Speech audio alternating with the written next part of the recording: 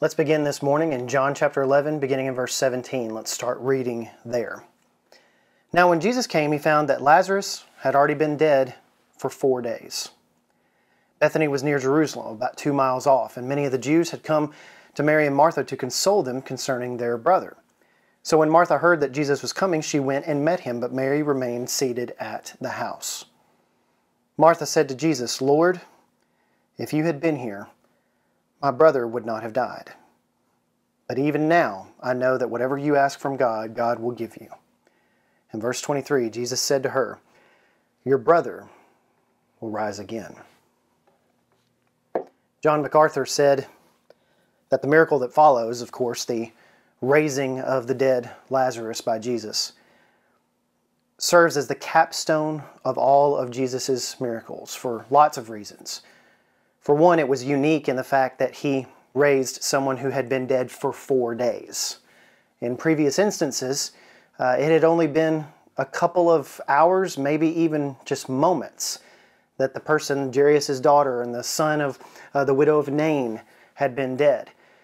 And the Jews widely accepted those as resuscitations. They weren't resurrections like Jesus here came to proclaim. This miracle was pretty incredible. But did you notice here how Martha reacts when Jesus arrives? She thought Jesus was late. She thought that he had arrived too late to do anything. She said, "Lord, if you had been here, my brother wouldn't have died." That's interesting, isn't it? Can you hear the anger in her voice? "Lord, if you had been here, my brother wouldn't have died. Where were you?" Her statement of faith here, and it was a statement of faith, she believed that Jesus could do anything. She believed that she could have saved him from death. What she didn't necessarily believe in is that she could save him from after death, from after he had been dead for 4 days. And this miracle was incredibly impressive. Martha was looking at this situation through her circumstances. She was looking at the love of God and the love of Jesus, or the power of Jesus, through her circumstances, when she should have been looking at it in the opposite direction. She should have been looking at her circumstances through the lens of God's love. Don't we do that sometimes? Don't we take our circumstances and we try to frame them around God's love and Jesus' power and his purpose?